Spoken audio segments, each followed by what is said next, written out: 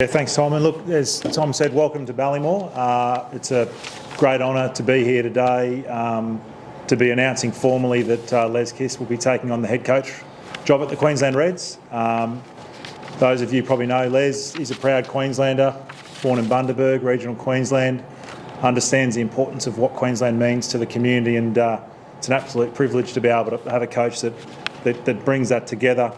25 years of professional coaching experience, which is extensive across both southern and northern hemisphere. Success at all levels, and be it obviously Six Nations titles with Ireland, Super Rugby and Pro 14 finals with the Waratahs and Ulster over in Ireland, and English Premiership promotion with London Irish from the Champions League to the Premiership, and obviously with London Irish, finishing fifth in the latest season. Les was part of an extensive process. There was 3 stages to that process, obviously a hell of a lot of interviews and work that was done to get to a point where Les presented himself as the standout candidate. The thing that stood out to me was Les's vision for the Reds, his game model that he believes will take us to the next level. But also his respect, not only of Queensland, but also the foundations that have been laid by Brad, the spirit, the fight, the hard work and love for Queensland. And I'm very confident that Les will bring that ingredient to take us to the next level. Look, in closing, he's a proud Queenslander. He's got the experience and got the success, and we're excited to bring Les in and obviously take the Reds up to the next level, which I know all of Queensland community want, and also the rugby community desire. So I'll pass over to Les to say a few words on behalf of the Reds.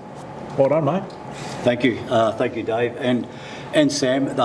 Probably the first 2 people that I spoke to in the process. I would like to extend a thank you, because it was quite an extensive process, I must say, and I enjoyed it. It certainly made me reflect quickly on the demise of a club that I was at, and then I had to put my teeth and my soul and my heart into some other form of engagement with the game again. And I've got to say the process was brilliant. Thank you very much, and also to the board, the Queensland Rugby board, who have taken confidence in me to do the job. It was part of my presentation that I wanted to recognise a few things. Strong foundations, Ballymore, the spiritual home being rebuilt and reignited. I think that's fantastic. It was very, very enticing for me. Obviously, being a Queenslander, that jersey means everything to us as a Queenslander, whatever jersey you wear, and that's where I come from. But also the last 4 or 5 years, I spoke to a lot of people, I looked at interviews, people who are not associated, and some people are associated with Queensland. And what I did notice, there was something really strong that's been built here with a good young squad, built up. There's a really good age group in the squad now. And I think that platform that was laid by Brad and all his assistants is fantastic. I think that base gives us something really solid to build on. That's what I'm here for. I want to make a commitment to do my best to add that ingredient that we can get something special happening. There are no guarantees in life, but there is commitment, and I will commit with my coaches, with my players, with everyone here to make sure we make something special happen. But I'd like to thank you again for having confidence in me, and I'm looking forward to the journey. Thank you. Thanks, Les. Open up to the floor. Miles? Yeah, Les, were you entertaining a return to Australia at some stage, or because you're overseas for so long? What was the sort of mindset there? Was it always going to happen one day, or? I think in the game of coaching, you never know. 1 week it can change. Some part of me always sort of yearned for some possibility, for sure. But I was pretty well ensconced in the game up in the north, and it wasn't on the plan, say, a month and a half ago, that's for sure.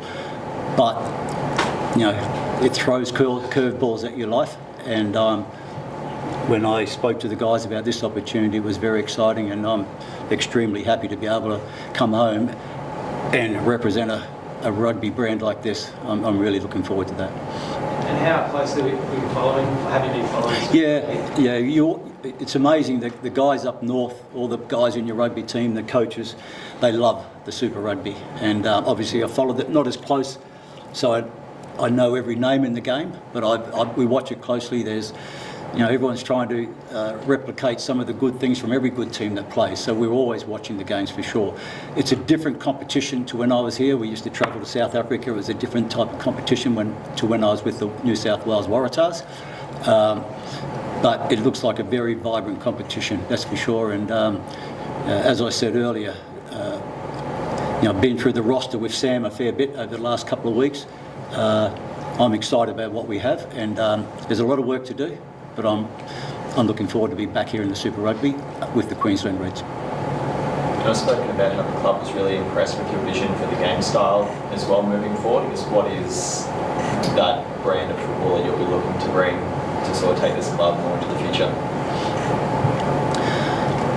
Well, there's the traditional elements of the game. Good forward pack helps, and backs who can tidy it up. But I like to think that rugby is probably the ultimate team game, and it's not just one area that does the job. So I have a holistic approach about everyone has their skill sets to be able to play an aggressive, progressive style of rugby. But when it's not on the front foot, I want to be a team that's resilient. I want to be a team that's hard to break, hard to beat, difficult to work out, a team that just turns up and aims up consistently, that gives us a chance to express who we want to be. And there's a lot of work to go into. I see some brilliant bones in the place already, and I just I've been speaking to Liam and James just earlier. We want to sit down and have a good chat about how things have gone and what we can add. But I want to promote, hopefully, earlier rather than later, a really progressive attacking style of rugby on the back of a really good understanding what it takes to work off the back foot and get back on the front foot. What's your number one recruitment wish, player-wise? We've been through the roster. We're looking at definitely a couple of positions that we know we have to resource. Hopefully we got some news out in the next few weeks, but we're working away in a couple of key positions. In light that I haven't spoken to all the players yet, I wouldn't like to be saying those positions at this stage, but we're definitely been trying to, with Sam at the moment, been working on how we get in front of those things, and hopefully we can make a few decisions. There are a couple of foreign spots that we can also look at as well, and we just want to make the decisions that help the group that are here already, but also fit the type of style that I'd like to go forward with. Reds to Regions, I thought that was a pretty special thing brought in by the club. Being a Bundy boy, you must be pretty keen to keep that going. Yeah, definitely. The reach up to Townsville too, I think, is a major centre for it as well. But I think it's massive in any country to actually, reach out as far as you can. When I say country, when I worked in Ireland, that's been a strength of theirs. They stretched out and got into all the regions, and rugby's become very strong there. A smaller space to work with for sure, but I think the Reds to the Regions is brilliant. We'll continue to make sure that works positively for us, and keep the follow-up on it. It's important. You don't know where these gems are going to come from, and they can sneak up on you or you can miss them. So we just need to make sure we improve on what we've done. But I've been really impressed with the last 3 years, I think, Sam, that's sort of progressed, and I'm looking forward to seeing what we can pull from the regions for sure, including Bundy. As you talk about teamwork, and teamwork goes through to the coaching staff. What discussions have you had about being able to want some of your own coaching assistance that you want, or was that part of the discussion that you would inherit what's already here? And I guess you've always had a hands-on role in defence and different things. So how hands-on is the coach? I'll be hands-on. Definitely. I haven't had a chance really. I've just got my feet under the table. We haven't addressed that area at all yet. I know that I'll be having some meetings over the next few days, but at this stage there's nothing to say in that area. I think over the next 4 to 5 weeks, hopefully I've got something down and organised by then. But at this stage, it's been more of a focus on the roster. I'll be looking at the coaches as of tomorrow forward. Les don't mention you've been in so many different systems. How beneficial is that learning-wise, and where did you learn the most? Yeah, I've had many interesting learning experiences. You coach in Japan for an interpreter. There's one. I went to the Springboks, a skinny winger from rugby league jumps into the Springboks and works with them, and I had to earn my stripes. So that learning experience with Afrikaans thinking people who speak English now and then, and that was massive for me. I built some great connections there. That's when I came back to the Waratahs, and then I went to Ireland, going into the international Six Nations period was a massive growing period for me. And that's when I stretched from a defence coach into more of the attack and backs and joined up my learnings in those areas. And probably the biggest learning experience I've had is probably the 5 years I had with London Irish. The major learning experiences was bringing together 13 different nationalities to think the same way. And I'm talking strong characters, from the Rob Simmons, Nick Phipps, the Sean O'Briens, the Gus Creevies, those types of mindsets. They come from a different space. Rugby's rugby, but we had to think the same way about how we did things. So getting that alignment really was a growing experience for me to work with that type of player, agreeing a way that we would look at the game and play it, and then going out and delivering it. And I think we did over 3 years. We really advanced the way we played our game on the basis of that. So the learning experiences I've had have been many and varied in different organisations, different competitions, international down to Championship of English Rugby. It's broad. I think it can serve me well. And, I don't know if this is a full circle moment or not, but I'm back here in my home state, and hopefully I can add the value and contribute in a really positive way here, on top of what's been built here, as I said earlier. You touched on that, the skinny winger from Bundy. Did you ever think of playing Origin with Wally and scoring tries? Did you ever think that this would be where you'd end up? It's quite a journey. Yeah, it is. I don't think... I think as a competitor, Liam, you know what it is, you always have positive confidence about what you can do.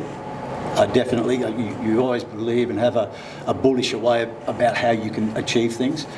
But it's never a straight line from A to B, is it? It goes everywhere, and there's surprises along the way. I'd be lying to say I thought I'd be sitting here today. No. But I have confidence in my ability to be able to bring people together and build a good team to make a difference, and that's what I'm here for. And this is just a beautiful part of the journey, and I'm looking forward to this journey. It's a journey for a long time, from the day that rugby started here in this state. I'm now in this position with a lot of good people that I've already met here. I'm just hoping, I'm committed to making sure I contribute and add value, that's for sure. Liam, we've spoken about before, all the building blocks are there, just looking to add that little piece of ingredient to sort of make something special. As someone who's always been able to be out there, what has it that's been missing that ideally we can start bringing in for next year and beyond? Well, I think the thing we're looking for is growth. I think as we saw through Thorny's period, we really grew as a team. We went from a team that didn't win games into winning 6 games in our first season, and building those base blocks of resilience and fight and spirit that Dave and Les have talked about. I guess what we're looking for now is to grow the finer details of our game and really complete what we're looking for, and just keep moving forward in whatever sort of way that is. Les brings his own experience and his own game style. He seems very clear about the way he wants to play, which is what's so exciting about him coming in, and it fills us as playing as players with confidence too. So for us, we just want to see continuous growth for ourselves as players, for the game we play, and for the state we represent. So it's really exciting, and as the playing group, we're stoked with this appointment. Liam, I guess one of the points is always from a player side of things, whether you get a good coach with potential or you get an experienced coach. So what was the player-driven conversation thrown back at David saying we want an experienced coach? Was there any dialogue about that? Yeah, there was. So Dave and the board and the panel involved with the whole coaching process was really good. They involved the players quite a lot, asked us what we were after, and our involvement was pretty clear from the outset. The things that we sort of asked for as a playing group was we wanted someone to come in who was an excellent man manager, which Les provides, I believe. His philosophy is around growing the strengths of all the players. you look at the Crusaders this year, they used 46 players, and there wasn't much of a difference between their top and their bottom, and that they all came in, filled a role and did the job for the team. We used 32 players this year, and that's evident that we need to continue growing as players, and I think man management's a huge part of that, to continue the growth within the squad, because as we've probably proudly stated over the past few years, we've got 90-odd% who've come through Queensland pathways the whole time. And the second main concept that we wanted as players was very clear vision around how we want to play. Les has spoken to wanting to be a strong attacking team, but based off a good forward pack and backs who can touch the ball and be effective. I think we've got all the components of that here. We'll obviously keep the finer details for ourselves, I think, Les, but there's a clear path there, and as well, I thought there was very clear progression as to how we actually put that from nice words on paper into on the field. So looking forward to getting to work. It's probably not all that often that a club actually seeks the players' feedback on who to appoint as coach. Normally, it'll just be left to the board side of things, as well as the thinking from your end about actually getting the players on board before that decision was made. Yeah, I think it's important. I mean, if you go back, you just heard Liam's explanation, very articulate, understands what the last 5 or 6 years have been, so you've got to take that into consideration, and that's why you want your players to be involved. Well, what are the things we ask them that we need in the next coach to improve? Boards and administrations, they're across it, but they're not in the minutiae of a football program. So Liam and Tate, great young men who are successful players in their own right. So engaging them early was important for us before we went to market. So we knew what, to Jim's question, we knew what skill set and experience we needed to go to the next level, and then checkpoints through that process where they were engaged, and Liam sat in the final interviews in full, to have a view and to put his points forward, I think is important. And then once the decision's made, you leave the room, and then Liam goes to the change room and can actually talk to the change room about why that was important. And I think that's the buy-in you need. Everyone's different. We just felt that was really important for us, and we've got a strong leadership group that we want to be part of the key decision making as we move forward. Open it up to anyone online. Christy, you got any questions there, mate? Thanks, Tom. Congratulations once again, Les. My understanding is you had some compelling options overseas as well. What tipped the scales to returning and accepting the Queensland job? Well, I think part of the process that we had. We got a bit of feedback there. A bit of a feedback there, Christy. I didn't know I sounded like that. Sorry, guys. I think that's all right now. You want to go again, Liz? Is that okay, mate? Can you hear me? Yep. Okay. Yeah, did you get the question, sorry, Liz? Yeah, I got it all, mate. Thank you. Listen, I think what was mentioned about the process was important to me. The fact that Liam was involved in the last interview process was important to me. I know 2 or 3 clubs that are very successful and involve key players in the process, and I think it adds the connection, what you're talking about from the executive level right through to the locker room, and just connecting those things was important. So that process was very important to me. Excuse me. Obviously, this new centre is something that's appealing in a lot of ways. To engage with rugby with this new centre, for one, but it's going to be involved in other sports. So that's an attraction too to any sportsman or coach. When I initially looked at the roster, I liked the age profile. I liked a lot of the good things that I saw that I mentioned earlier that have been laid over the last 4 or 5 years with Brad in charge. So there was a lot of compelling things that made me very interested in the job. That excited me. And I had a couple of options, but that was probably the key things that pushed it over the line for me. To be involved in Super Rugby, again, was also something that I was hoping to happen one day, and it has happened again. Secondly, Queensland's been pretty proud of the fact that it's had about a 90% Queensland-based players within the squad. Do you think it's necessary to look outside of Queensland? And you probably touched upon that by saying there could be foreigners join. But secondly, do you think it's important that the relationship with particular agents amended so that you're not restricting yourselves to any players?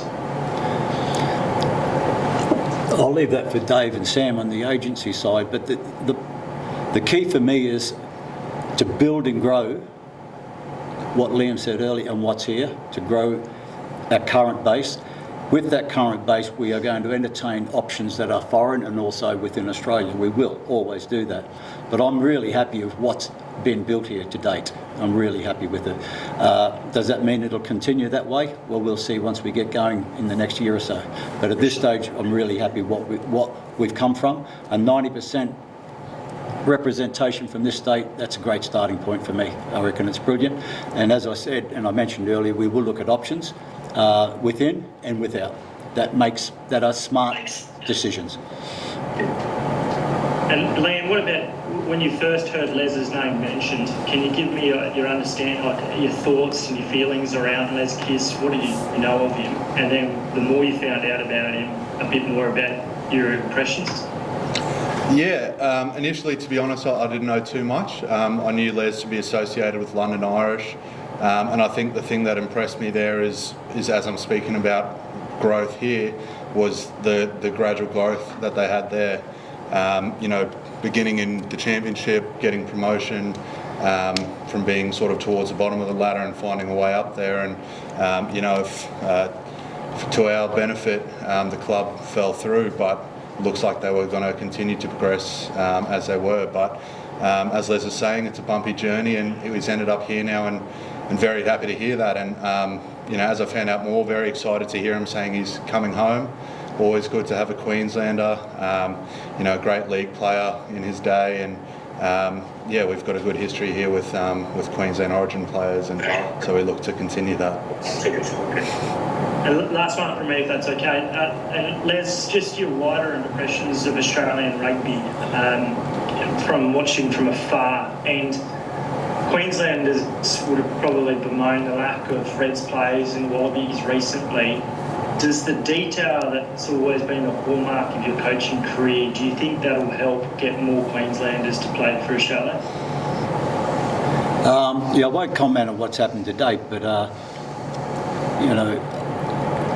any coach loves to see their players attain the highest level they can. And the highest level has many layers. The highest level in the gym, the highest level of your operation in the locker room. Do you give in the locker room? Your highest level of giving out on the 80 minutes. As I said, it's the ultimate team game. If we perform as a team, we'll get more people into that jersey, no doubt. So it's important that the players understand their ambitions is only equal to what we put in here, and we'll make sure that we're going to be the best that we can be here. I've watched Australian rugby from afar. I can guarantee you that when I sit with the English people and even the other foreign people who have been in my coaching groups, they do love the way that Australia approach their rugby, definitely. Now, we may not have got the results more recently, but I know that they love the way that we play it. That's why I'm really excited about coming in here and engaging in how we do engage with our rugby here in this country, but in particular with Queensland here. Thank you. Thank you. Beautiful. Thank you, Christy.